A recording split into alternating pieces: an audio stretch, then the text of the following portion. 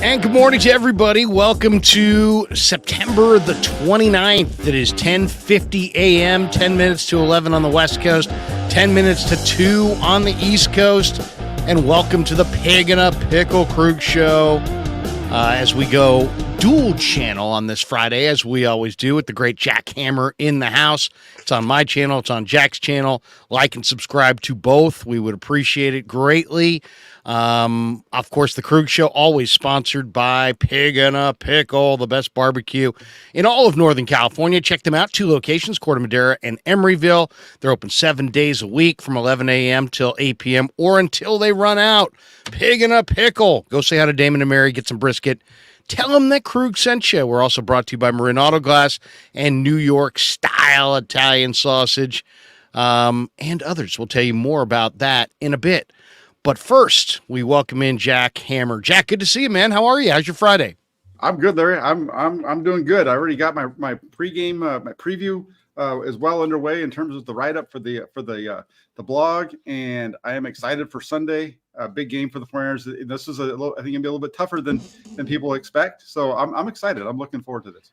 Well, one of the big questions is, are the Niners going to sit Aiyuk and Deebo, or are they going to play those guys? And I think we got an indication yesterday when Aiyuk had the blue non-contact practice jersey removed that Aiyuk plans to go, but he didn't go last week.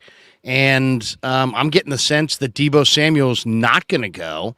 Deebo has a rib injury, but I guess what popped up after the Giant game was a knee injury. And I went back and watched it again. I asked Deebo, I said, Deebo, where do you think you hurt that knee? And he's like, I honestly don't know. I can't remember which play. I think it was early in the game where he banged it on the sideline, on the Giants sideline, and then kind of limped off a little bit. And then I think it's just a deep bone bruise, but, they kept him out of practice Wednesday and Thursday. John Lynch was on the radio today making it seem like, I don't know if Deebo's going to go. My guess is Deebo doesn't go, Aiyuk does go, and the Niners are going to be down a star wide receiver. But, man, Jack, the Niners right now, if there's one spot on the football team that is exceptionally deep with guys who are ready to play, it's wide receiver. You got a lot of options there, even if Deebo can't go on Sunday. Yeah, and the 49ers, if they can get one of these guys, if Aiyuk can play, I think that's fine. And you can miss Deebo Samuel in that instance. You need to have one of those two guys on the field, I think, in order for them to really be able to excel. I don't think you can have both of them off.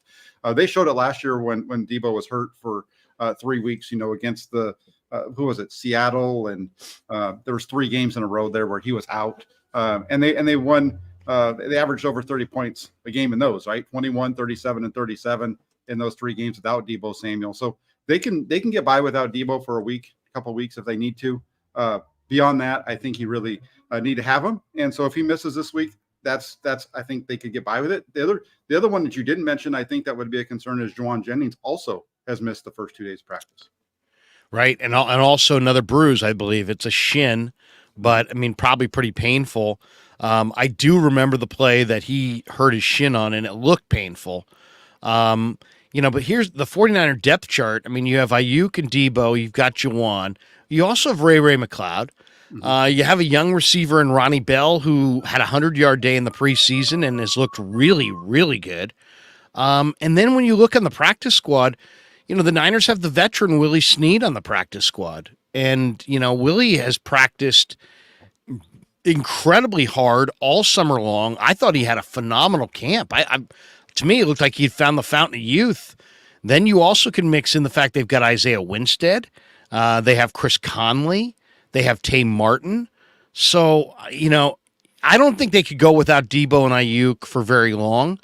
But I actually think they could beat the Cardinals with neither Deebo nor Aiyuk if need be. It's not ideal, and it puts a lot more pressure on Kittle and CMC and obviously Brock Purdy, and maybe the Niner defense. But I think they could do it. And not to mention they're deep at running back. You could always flex out McCaffrey and utilize him as a wide receiver. They do have a lot of depth at wide receiver, and with Willie Snead sitting there, you got a guy who's played a lot of NFL football. And I don't know about you, Jack. I mean, I feel like Willie Snead has looked better this summer than he looked at any point the last couple of years, and I would not at all be afraid to go into a game with Willie Snead as a starting wide receiver. Yeah, I'm with you on that. Willie Snead looked really. He looked really good throughout training camp, and if you had to make an argument for one of those receivers to make the 53 man instead of being on the practice squad, he would have been the one because he had a lot of big plays throughout training camp. Also, you mentioned Chris Conley. That's another one. So they have plenty of guys. Ronnie Bell, this guy's coming on. The touchdown catch that he made from Brock Purdy, that was was a really nice play on Brock's part to get the ball out when he did. But then, Bell shows the ability to not only make that catch, but then jam his feet into the ground to make sure he's in bounds and all those types of things. I think he's a really nice receiver. He's a really nice run blocker as well. That's another spot where he really fits in with this whole crew. The 49ers receivers really good blockers, and you get that with Willie Snead. You also get that with Ronnie Bell. You mentioned Chris Conley, like I said. And then also, I think the other one, and you mentioned it, was if you don't have all these receivers and you do have to bring the guys up from the practice squad, I think this is a game in which they could get by possibly without it. You said it's not perfect, and it's not, but Christian McCaffrey, you look at the one thing about the Arizona Cardinals defense, they haven't been good against stopping the run. They are one of the worst run defending teams in the NFL, seventh worst in terms of yards per attempt allowed.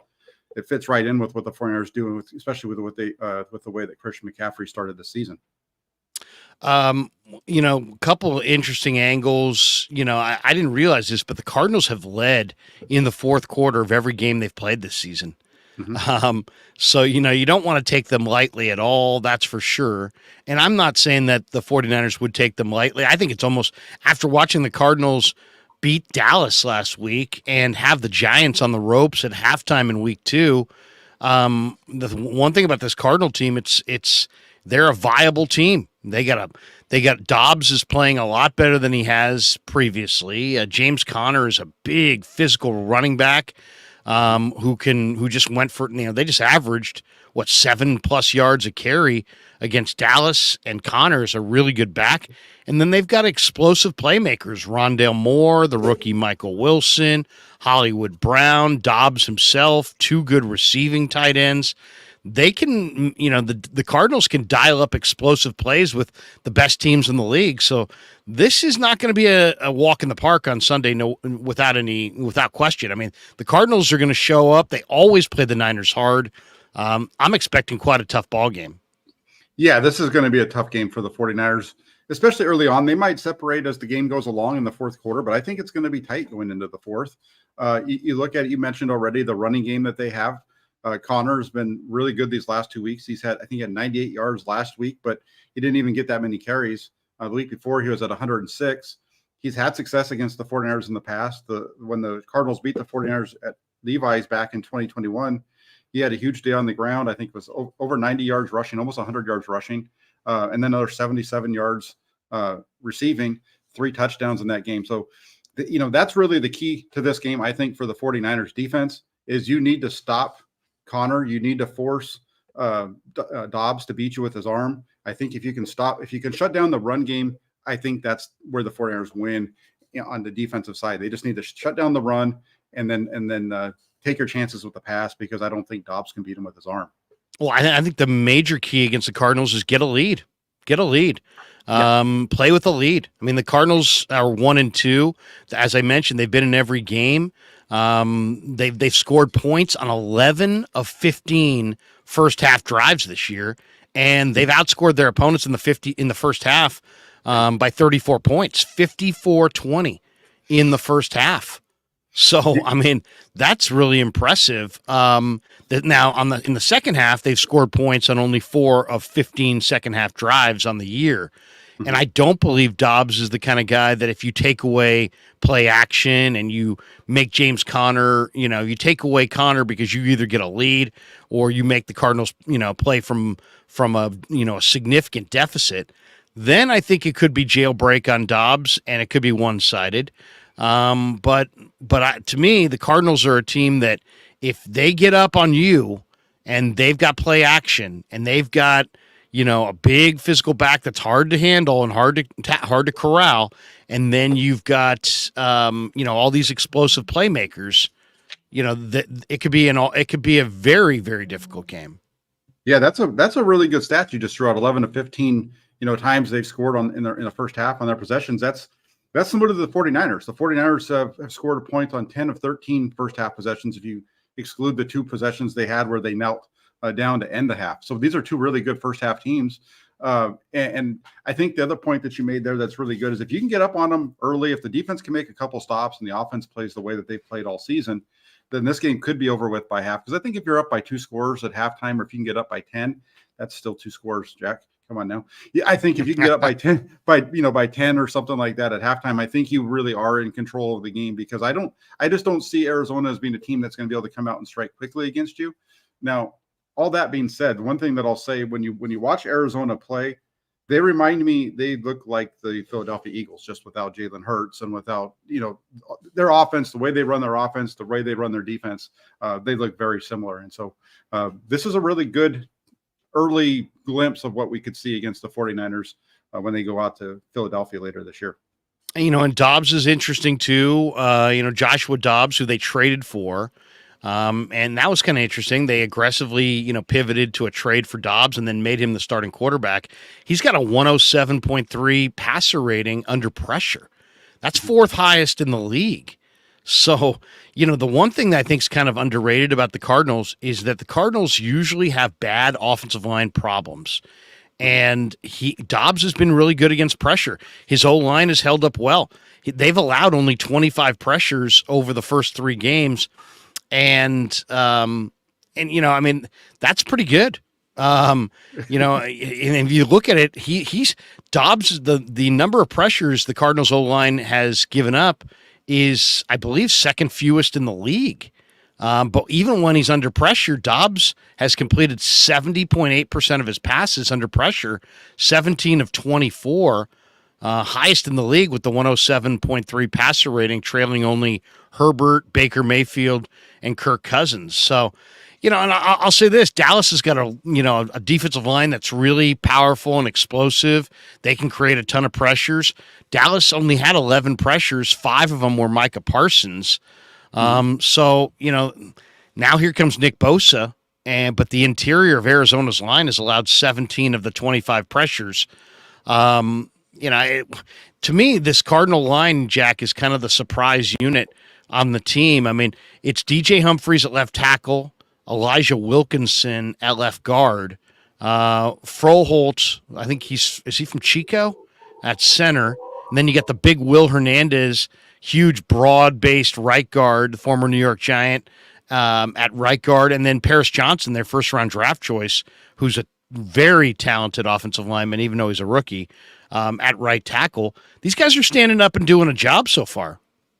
Yeah, and I think I think it's one of those things where when you look at the Cardinals, it's part of what they're able to do, and I think what helps that offensive line out is they are very run focused, and so because they run the ball so well, and the way in which they run the ball is a little bit different than what most teams do in the NFL, because they do so much with the quarterback option as part of their game. You've got to honor that player, so that takes somebody out of the box in order to make those tackles, and so then what the other way that helps is in the passing game. Now you don't get quite as much of a pass rush right off the bat, because teams can't pin their ears back, because they've got to focus on stopping the option and all those different types of things. So I think that slows down the pass rush a little bit.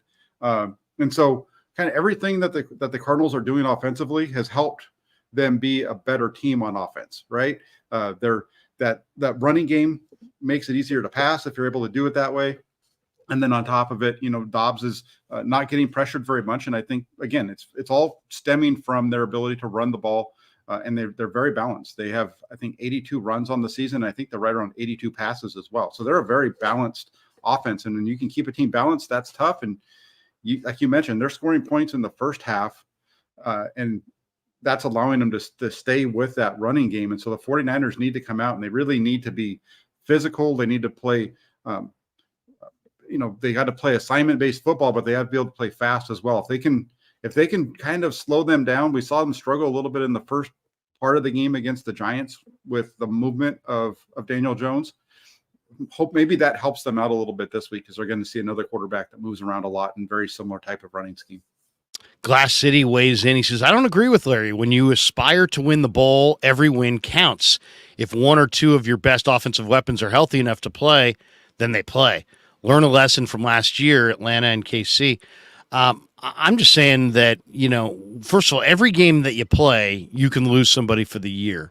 And when guys are less than 100%, I think they're more susceptible to an injury.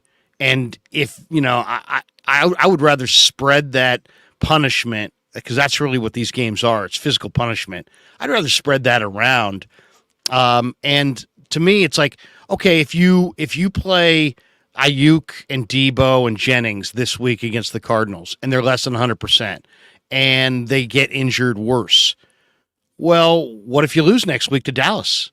What if you could beat Arizona with Willie Snead and and Tay Martin and your backup receivers, but you couldn't beat Dallas with them? Well, if you get your receivers hurt worse this week, you may have to go with your backup receivers against a better team a week from now in the Cowboys.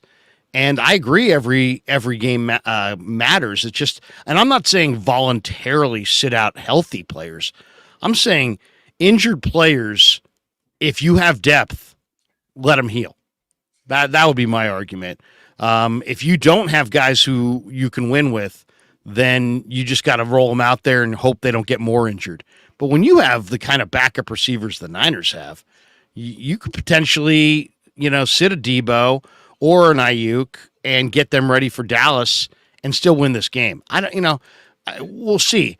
Well, how do you look at the Niner offense, regardless of receiver, against Arizona's defense? Because Arizona's defense is the ultimate no-name defense going right now.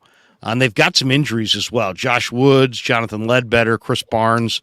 No, those aren't big names, but all three of those guys are hurt. Ledbetter and Woods start for them. When you see their defense, I mean, what I see is you got to get Kazir White blocked.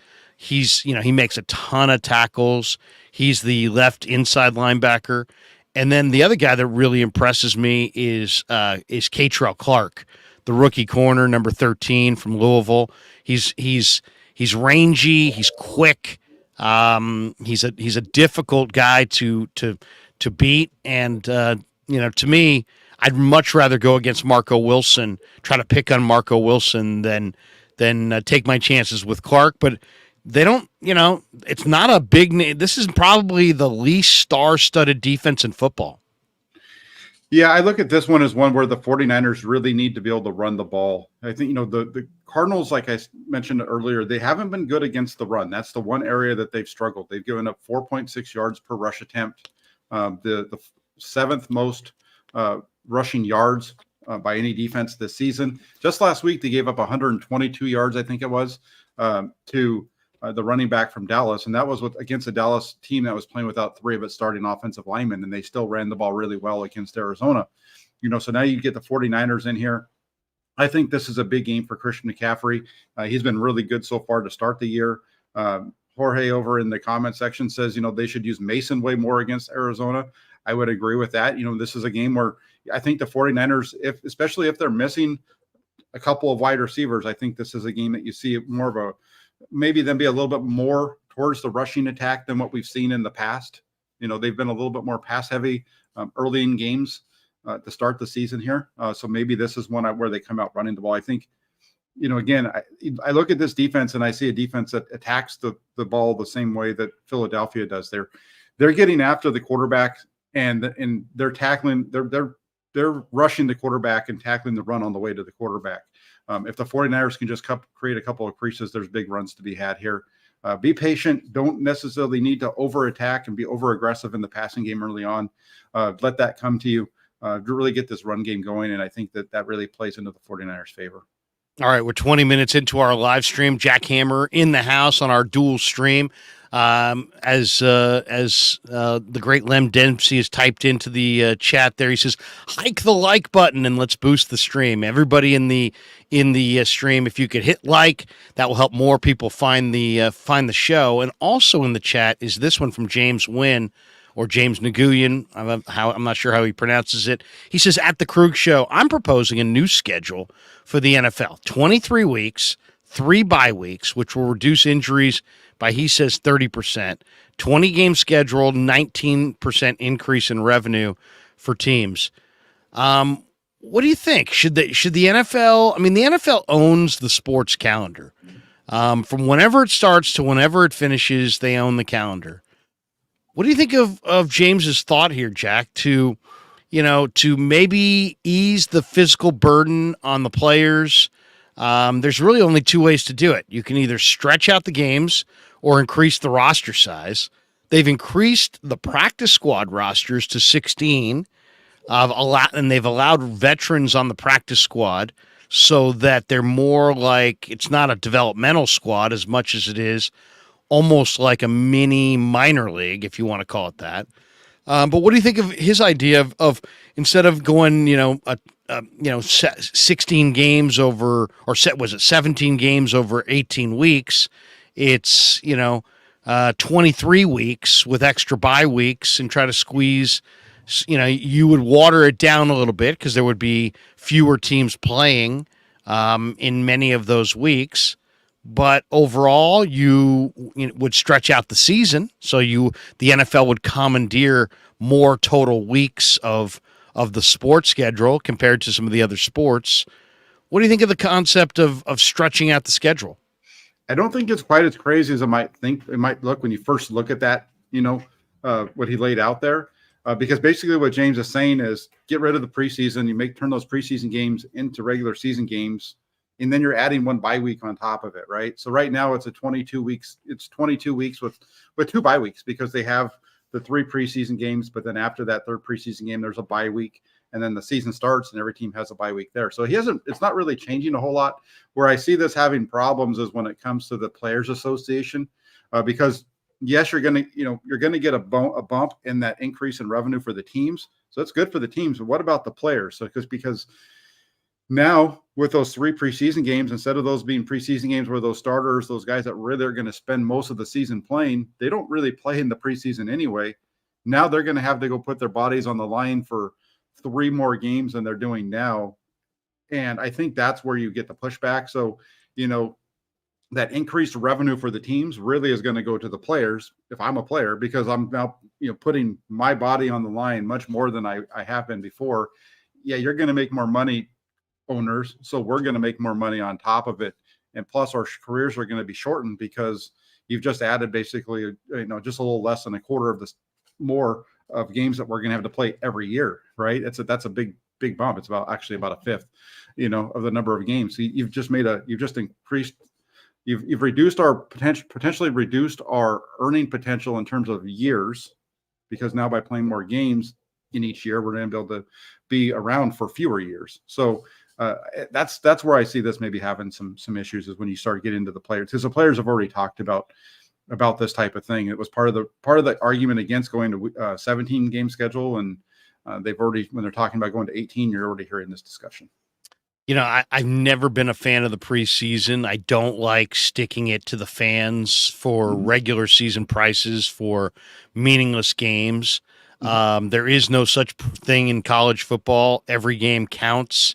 I would be all for growing the regular season, adding the buys, or adding a bye, and getting rid of the preseason altogether. And maybe, preseason football is replaced by joint practices.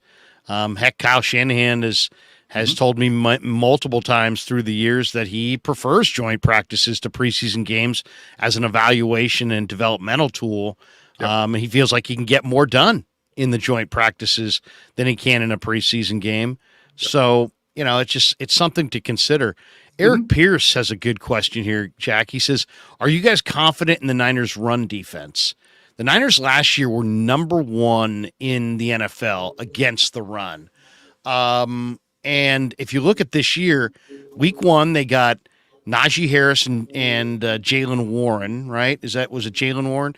And Najee is not Najee runs upright, and I don't know. I'm not sure how good of a running back Najee is. In week 2, the Niners got Kyron Williams, from the Rams, and they did pretty good job against him. In week 3, they got a New York Giant team that didn't have Saquon Barkley. Are we going to see James Conner kind of expose that the 49er run D is not quite as good as we think? I mean, are we going to be talking about the Niner run D as a problem Sunday night?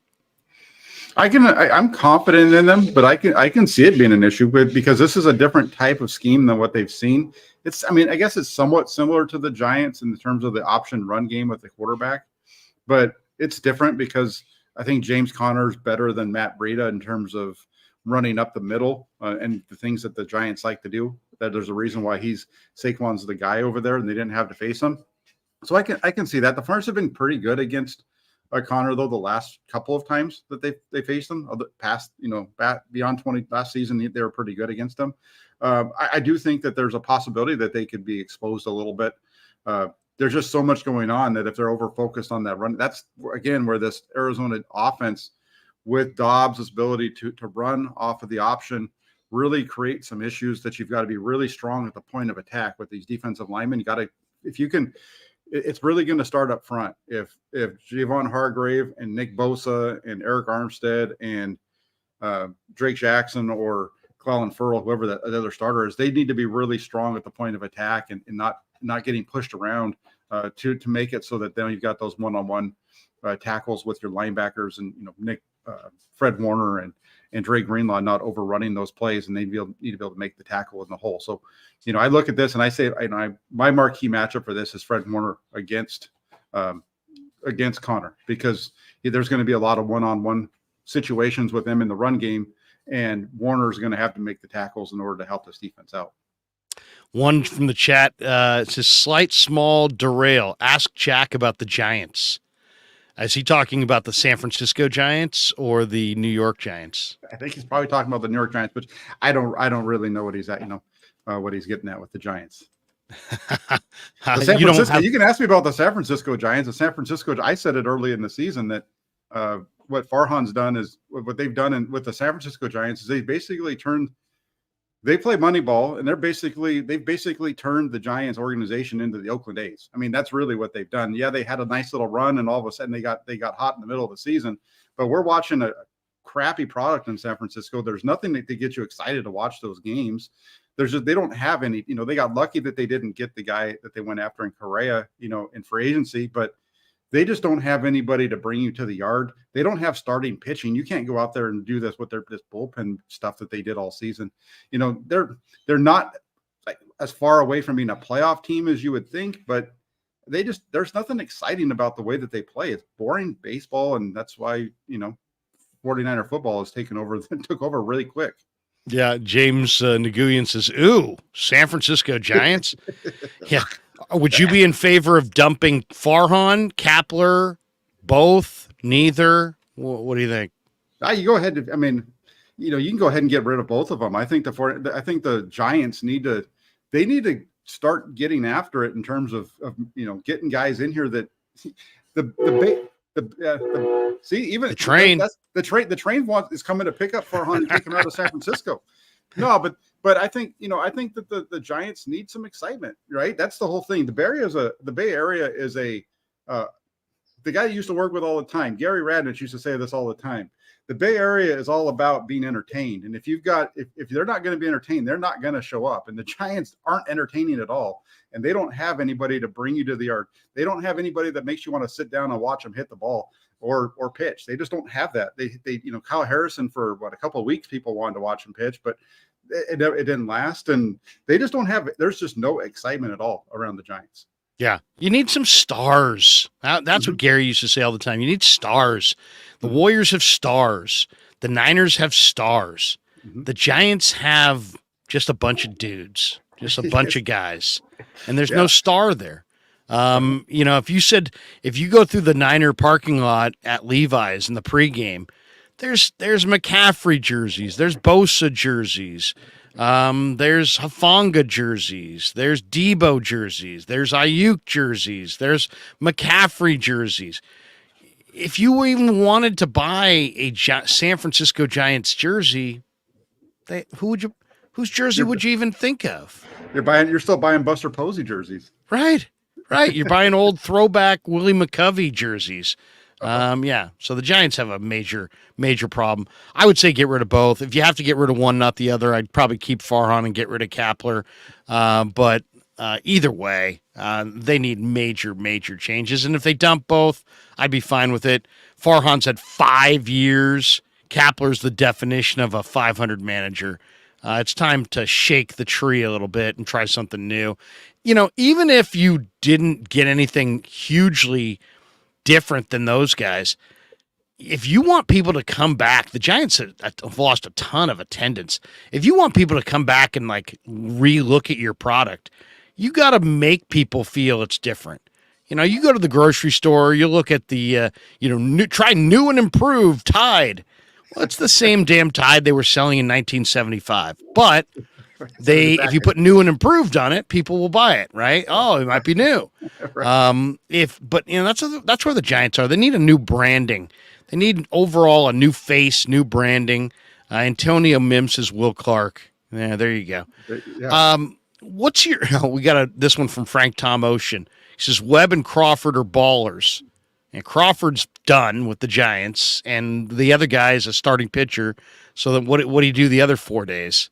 Right. It's like, I don't know. I mean, I like Webb too, but and even Webb came out last week and was like, we need a culture change. We need major change to our culture. Well, how do you say fire the regime without saying fire the regime?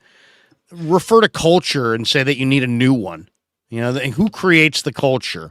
It's the general manager, the manager. So I mean, that was Webb saying, "Hey, clean these donkeys out of here." What do you back to the Niners, because I don't want to lose the entire audience here. What do you think of Brock Purdy and the way he's played so far? It's interesting to me. I put out a tweet yesterday. I'm like, where are all these people that said with total confidence that Brock Purdy was going to backslide? Wait until the league catches up with Brock Purdy. Oh, he's going to have surefire regression this year. Oh, my God. Brock Purdy's the league has found him out. And this year, he's getting his comeuppance and all this crap. And here we are. It's week 4. They're undefeated. He just was blitzed to death last week. And how did he respond? He threw for 3 bills. And the Niners put up 30 points. And people are like, it was a bad performance. What are we talking about? What are we talking about? Is Brock Purdy what we're seeing with Brock Purdy right now? Is this who he is? Can he get better? Is he going to regress? Where are you with Brock? Yeah,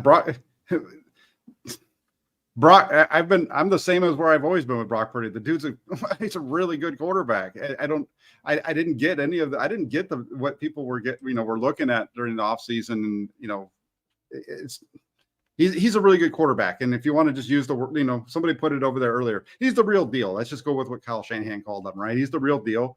The thing with Brock Purdy is, he's not the biggest, he's not the strongest, he's not whatever. He wasn't a first-round draft pick, so he's always going to get knocked, what have you, whatever. Watch the games and you watch him play.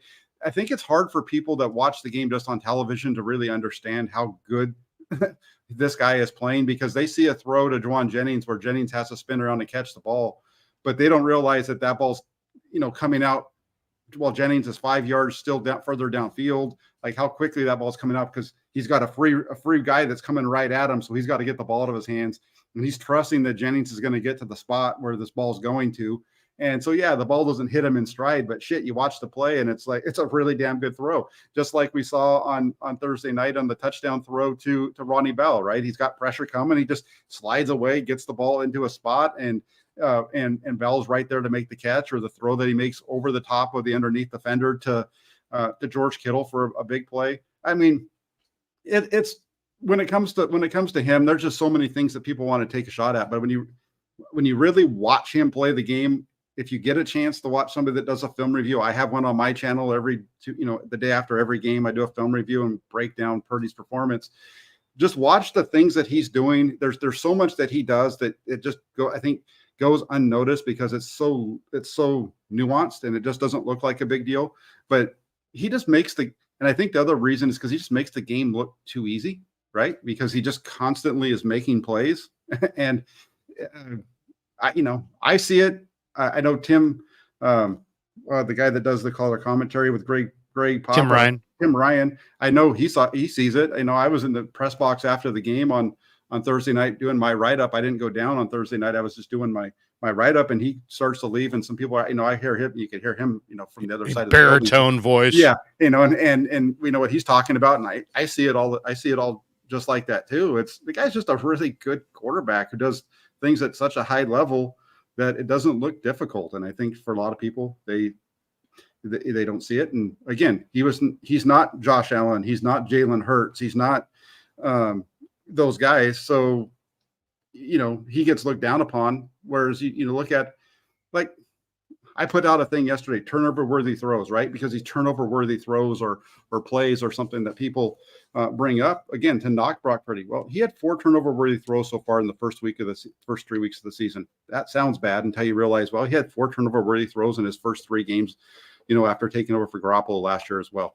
And then you look at the fact that Josh Allen and Lamar Jackson and Jalen Hurts all have more turnover-worthy plays, so far than Brock Purdy, and on and on and on. And the dude just makes plays, and I that's where I am. I don't want to get too far down this rabbit hole because I again, the last thing I'll say on it really quick, I will say this: Steve Young said it best. Steve Young said it best before the season started when he talked to Matt Maiocco and said, "If you're going to doubt this guy because of these things, he's going to make you look dumb." He's made a lot of people look really, really dumb. And the only thing dumber than they're doubting Brock Purdy is the fact that they're still doubting Brock Purdy. And that's the thing. I hear some of these guys, and it's pathetic. It's like, okay, if you doubted him last year, fine. But then he did it. And then he did it in the playoffs. And then you doubted him this offseason. Okay, he had the elbow surgery. You doubted his ability to come back from it. But then he came back from it.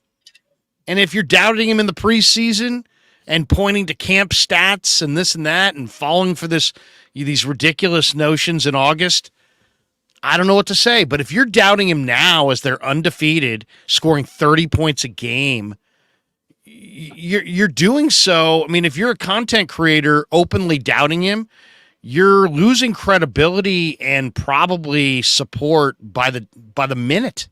It's like, all right, all people who have doubted Brock Purdy, this is what you need to do.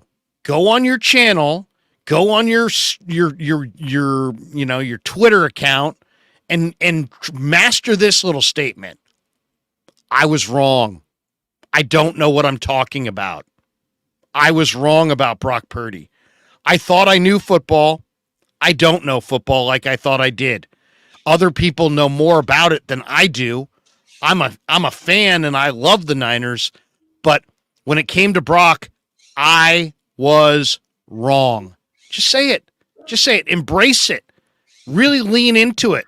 I was wrong. Say it. And those of you out there, you know who you are, Ted and others. I was wrong. Don't keep digging yourself a deeper hole. But this, but that, but this, and the Giants didn't have this guy, and the Steelers didn't have that guy. Look at what the Steeler defense, look what Brock did to the Steeler defense in week 1 in the Steelers' place. Look what that exact same Steeler defense made Jimmy Garoppolo look like in Vegas on the road. Mm-hmm. Brock Purdy played better against the Steelers in week 1 in Pittsburgh than Jimmy Garoppolo played against the same Steeler defense at home a couple weeks later. I was wrong. That's your only way out. You just look really, really, really bad and stupid to just keep pointing to, but he isn't this, and he isn't that, and he's not, Yeah. Seriously, I was wrong. Just say it. Just say it and move on. It's really not hard to say you're wrong. I mean, or whatever. Or I'm wrong all the time. and I'm wrong every once in a while too. I mean, that's why, like, at the end of the season last year, I put out an article because I always make predictions before the season on what's going to happen, and I don't have a problem with going on. I wrote an article. I think I was wrong on like 3 of the 5. Whatever. I mean, they're predictions. You're predicting it. It's okay to think something's going to happen, and then once you're shown enough evidence to the contrary, just go ahead and say, I was wrong. This guy's this or whatever. I thought Carlos Hyde was going to be great. Hey, I'm here to tell you, my name's Larry Krueger, and I was wrong. Well, yeah, that's it. That's all you got. What's wrrong with you, man? Shit. I thought Rashawn Woods was going to be a great receiver. Hi, I'm Larry Krueger, and I was wrong. I mean, come on. This people still digging in on, well, they haven't really played anybody yet, and stop. Just stop. In fact, you know what? I make merchandise for, these Krueg Show shirts, and I've got a store on my YouTube channel, and I've got a bunch of Krueg Show merchandise, and I we sell it, and we make very nominal amounts on it, but it's good for the brand and get the shirts out. I'm making T-shirts, and you know what? James Nguyen here, Purdy Real Deal. I'm coming up with the Purdy Real Deal T-shirt. Well, I do. The other one that I keep saying is the 30 for Purdy. Just you take the ESPN thing and turn that into the Florio. The Florio. Well, that Purdy rhymes with turdy. Okay, now I got to stop you there because that was actually I agree with you that it was a bogus take, but there happened. It does rhyme. When we were in Philadelphia for the NFC Championship game, there happened to be a person that was right in front of us in the press box. It was a Philadelphia fan, and it just happened to be right in front of all the 49ers beat writers who had a sign that said "turdy" on it with a big, the emoji for a turd on it. And I tweeted that out. And I said, that's not very nice. If you go on my thing, you'll see that on there. I still have it up. But yeah, I mean, so hey, it was Mike Florio was a goofball. I thought that was hilarious because Peter King just basically looked at him like, you're an idiot. It's funny too. I was in the locker room yesterday. I was talking to Brandon Allen, and I said, Brandon, give me, I don't know much about you. Tell me what are you into outside of football? And he's like, golf, man. I love to play golf. And I go, and he's like, yeah, me and Sam golf and this and that. And I go, you the best golfer on the team? He's like, oh yeah, I'm the best golfer on the team. I go, I said, you ever drag Brock out there? And he's like, I've tried to drag him out there, but he doesn't really play. I go, he doesn't play. How could he not play? He's from Arizona. I go, the only thing I do when I go to Arizona is play golf. And he's a quarterback. Like all quarterbacks can play golf. It's like, I mean, if you ever played golf with, I've seen any of these quarterbacks, these guys can all play. I mean, some of these guys can really play.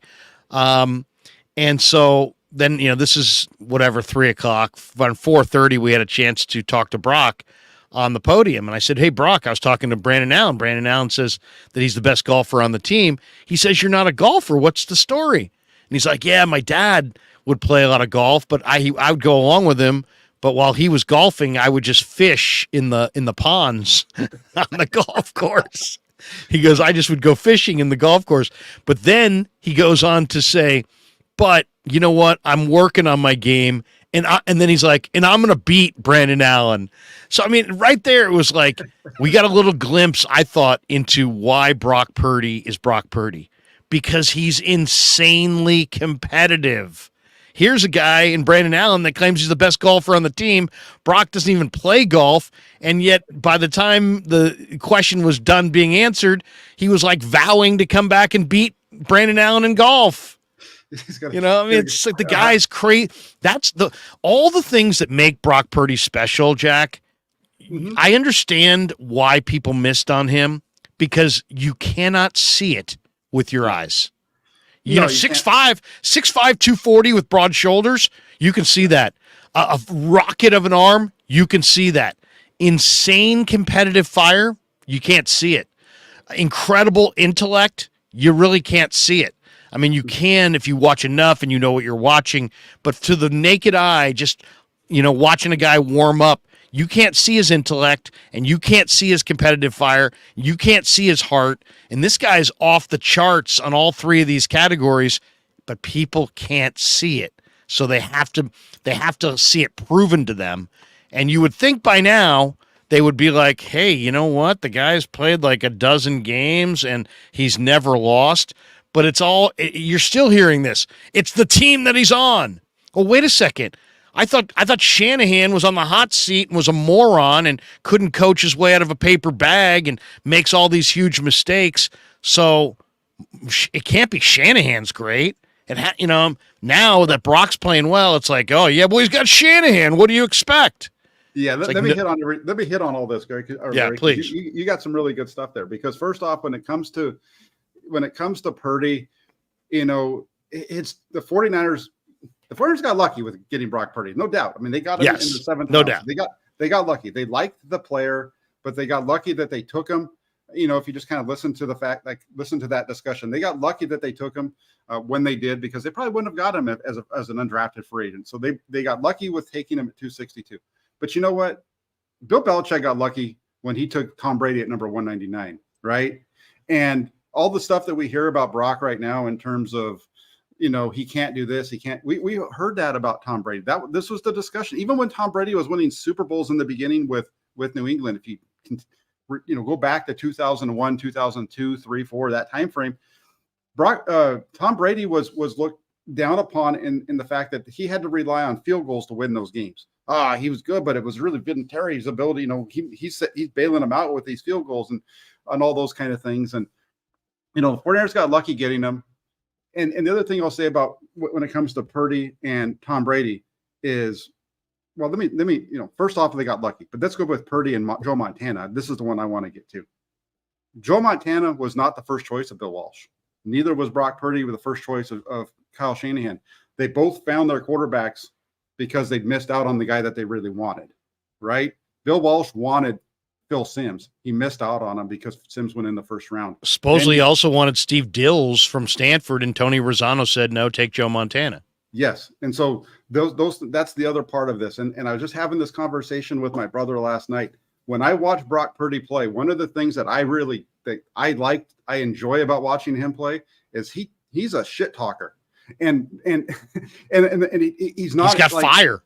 Yes. And Joe Montana was that way. Joe Montana throws the touchdown to Dwight Clark. Ed Too Tall Jones says, you just knocked America's team out of the Super Bowl. He says, well, good. You can watch the Super Bowl on your couch with the rest of America. Right. There's plenty of time. Like watch the game, the Super Bowl against the Bengals, not the touchdown to John Taylor, but there's an earlier touchdown that he throws to Jerry Rice. He completes that pass. It's a touchdown. He whips around and he's screaming at the Bengals bench. Who knows what he's saying, right? I enjoy guys who are very calm, but at the same time, there's a fire underneath them, and and it comes out, once they've shown it, right? They don't go out and talk, they're not going to talk it before, but they kind of do it afterwards. And they're very calm. They're very confident in themselves. And we've seen that over and over with Brock Purdy. Just Patrick Peterson talked a big game. He said nothing. And then in the post game, he's like, oh yeah, that second touchdown, who was it against? Oh, Patrick Peterson. Yeah, Brock's classy that way. And by the way, there's all these people in the chat saying, you're talking to Grant. I'm not talking about Grant. Grant and I have talked about Brock Purdy many times. He sees the greatness in Purdy. I'm not talking about Grant. If I was talking about Grant, I would say Grant's name. I'm not talking about Grant. I'm talking about all these other weasels that are out there who to this minute are just like making up excuses for why they're not wrong. I was wrong. My name is Ted, and I was wrong. Master it. Embrace it. Lean into it. Own it. Stop with this, well, no, and this and that and this and that. How many more games?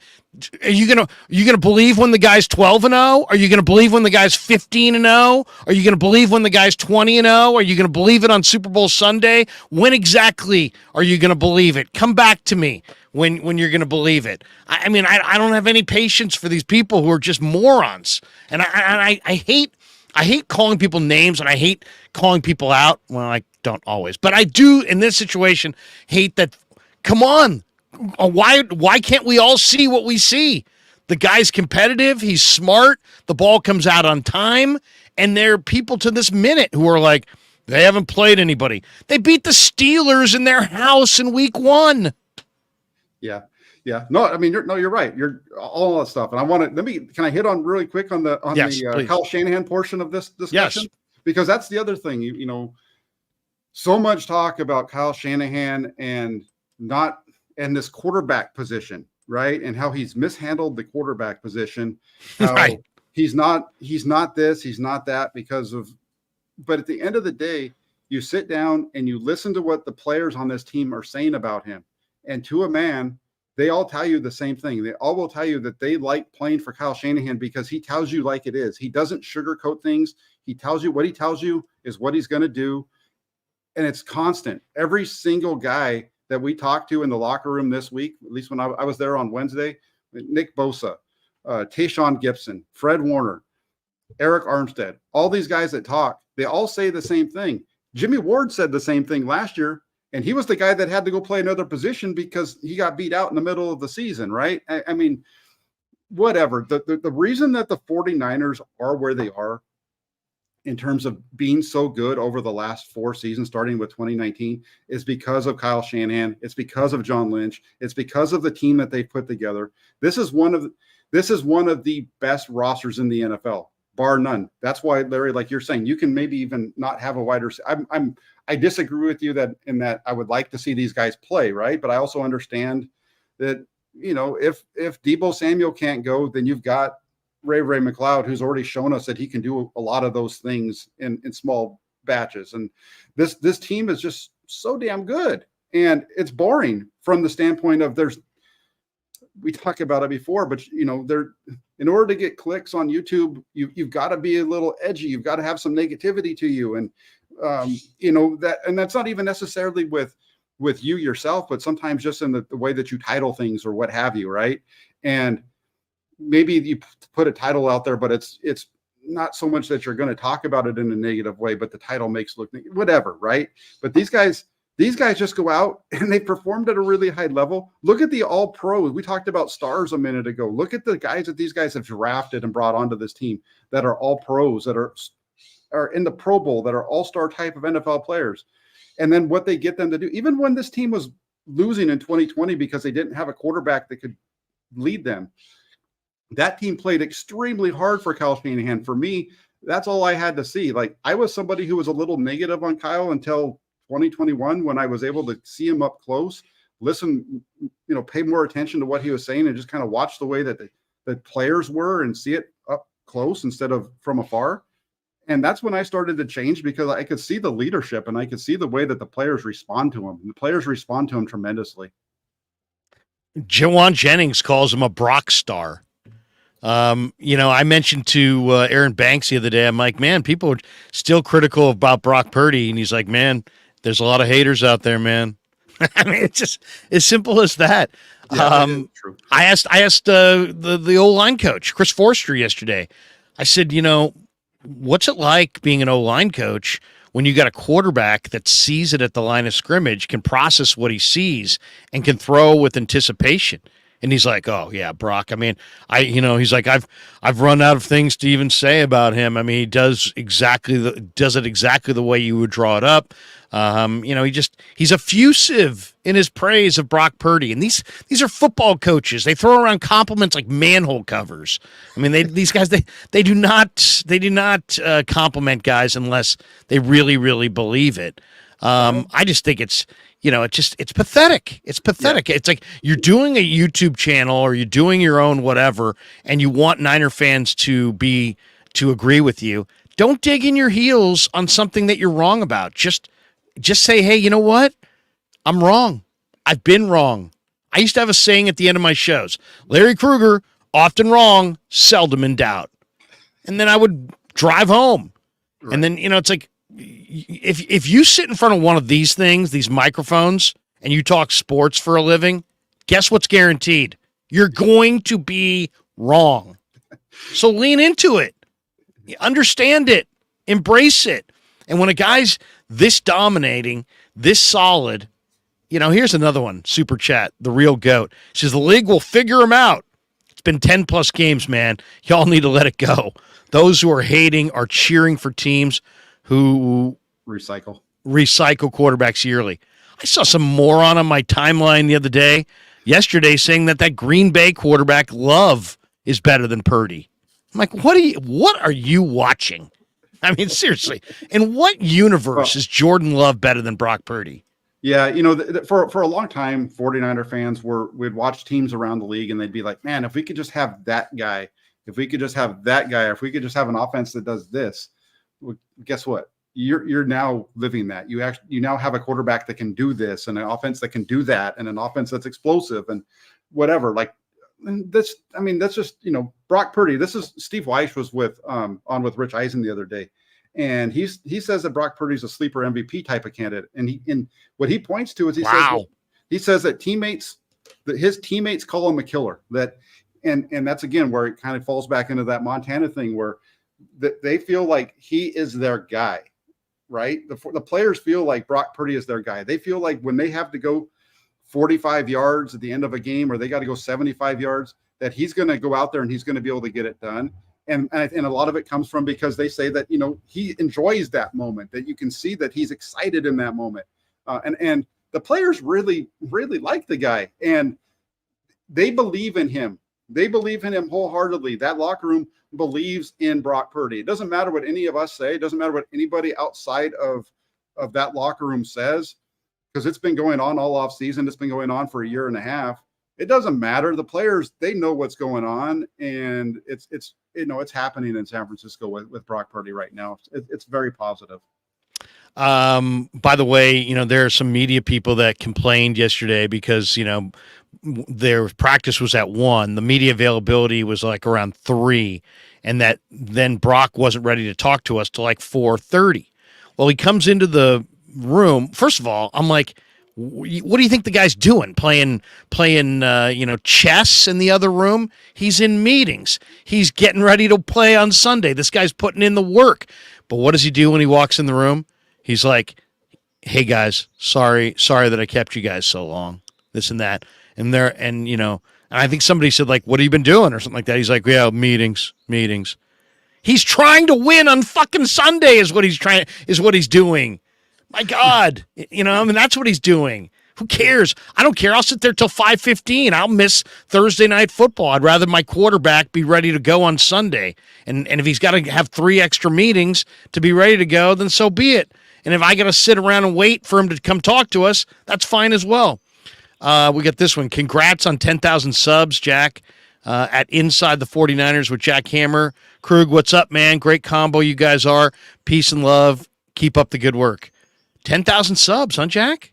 Yeah, I got that a few weeks ago. One of the things that I really went into over the summer, my goal was to get to where I had more followers and subscribers on my YouTube channel than on Twitter, because it's a better platform, I think.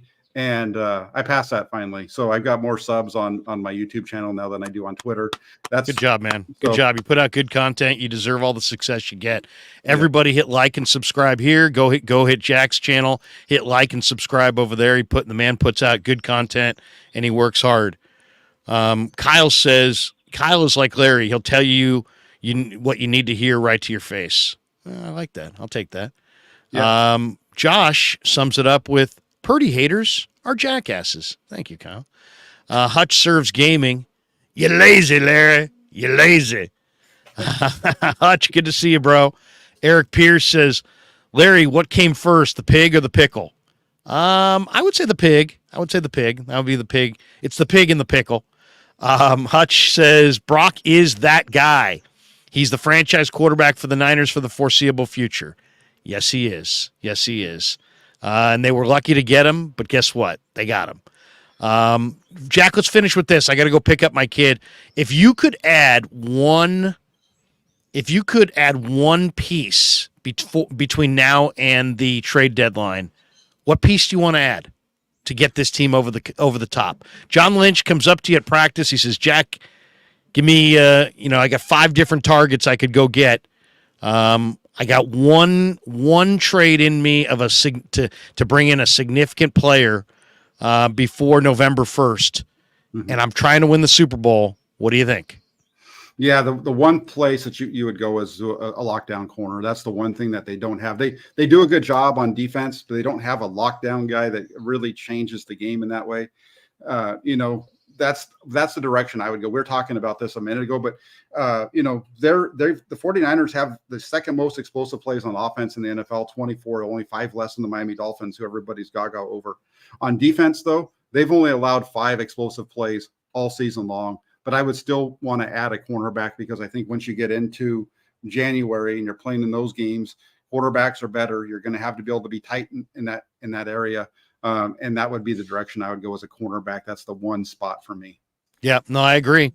If you could get a Patrick Surtain Jr., I'd do it, especially watching Miami explode for 70 without Jalen Waddle. I think that's, I fear the Chiefs getting Mike Evans to go with what they've got. Eagles already have Devontae and A.J. Brown. If I could add one, you can't fake cornerbacks. And nothing against the guys they're pulling off the practice squad or off the street, but they're not Surtain. And if you could get a Surtain, I would do it. And then Shane Cole Marino says, big fan of you both. Larry, thank you for the 40th birthday video from my sister. Only thing you have to say you're wrong about now is Grant. Ha, joking. Congrats, Jack. Yeah, no, Grant, I love Grant. Grant's a great guy and has helped me immeasurably. And when I'm bitching and moaning about all these morons who can't, admit they were wrong about Brock Purdy, I'm not talking about Grant. Grant's given Purdy plenty of flowers.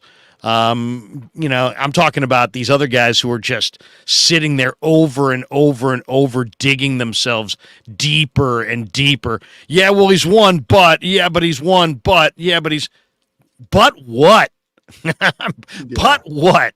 You're looking really, really bad.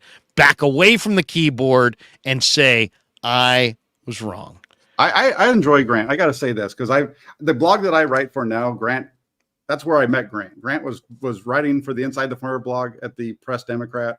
That's how I met him. And we used to go at each other over there all the time. Like, it was fine. It was we're talking football. It wasn't personal. And I would challenge him on things. He would challenge me on things. And it was a lot of fun. And so that's where we got to know each other. He helped me out getting started with writing a long time ago. He's the one that got me on board with the Sports Illustrated in 2020. I wouldn't be doing what I'm doing now if it wasn't for Grant asking me to write for him. The reason I'm okay on these videos is because if you go back and you look at that first article I wrote for Sports, you had to do a video with every article. And man, I was bad in the beginning, but having to do all that made me better with what I'm doing now, so that when I started my own platform and I started trying to do it on my own, the things that he forced me to do, because I had to do it for Sports Illustrated, to help me out. And he still helped me out, and we sit next to each other every game. I sit right there. He sits to my right. And, one of the first things I ask him every day when we sit down for a game is I say, what's the score going to be today? We both share our predictions. And then, throughout the game, we both joke with each other and, talk shit. He's a great guy. The people who don't like him just don't know him. And I understand why people get mad at him and this and that, because he takes a strong stance. But I'm not referring to Grant when I'm talking, because Grant gives Brock his flowers. Grant understands that Brock's a good quarterback. It's these other people who are just digging themselves. Well, he still hasn't done it, and he still isn't this, and he still isn't that. Real deal. All right, Jack. Good to see you, man. We'll see you Sunday. Have a great Saturday. Good luck to your kid in playing ball, and we'll see you Sunday at Levi's. Yeah, and like you said earlier, you got to make sure you keep it locked in here to the Inside the Fires with Jack Hammer. Actually, it's the new and improved Inside the Fires with Jack Hammer. Thanks, Jack. All right, thanks, Larry. Take care. There you go, the great Jack Hammer in the house. All right, thanks to all of you. I got to go pick up my kid from his class. And then take him to lunch. Always great to stream with Jack and have a lot of fun doing it. Let's thank our sponsors before we get out of here. Marin Auto Glass, marinautoglass.com. If you have a windshield that's shattered or cracked and you need it replaced, call my man Saeed at Marin Auto Glass, 415-883-3030. The only style sausage I will eat is New York style sausage from New York Style Sausage Company. It is great stuff. You absolutely will love it. And, of course, Pig and a Pickle, the best barbecue in all of Northern California. Check them out in Emeryville and Corte Madera, and here's what they look like in Marin.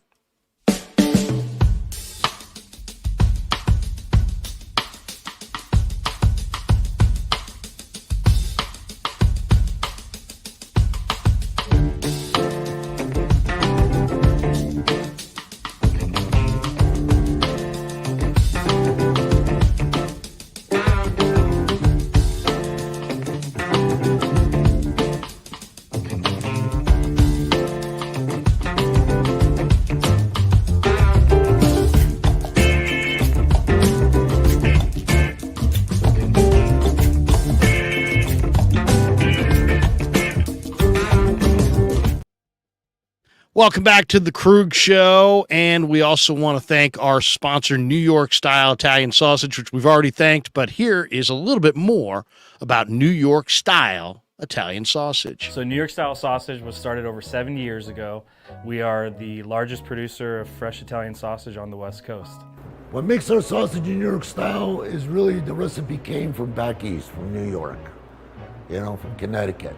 If you look at all of our labels, there's maximum 4 or 5 ingredients, which we're really proud of. There's no preservatives, no MSG, fresh in, fresh out. The pork comes in fresh, goes out fresh. There's never any freezing throughout the process. We've always used fine quality cuts. We're never going to deter from that. It's one of the reasons why our sausage is so good. I guarantee you put our sausage up against anybody else's from a flavor standpoint, no one will beat it, hands down. And do yourself a favor and do me a favor. Go buy a package of the New York Style Italian sausage. Guaranteed you will love it. Guaranteed.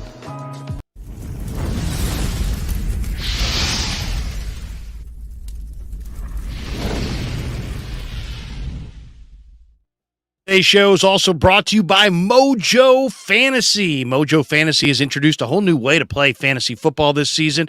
It works by entering into contests and building a portfolio of players.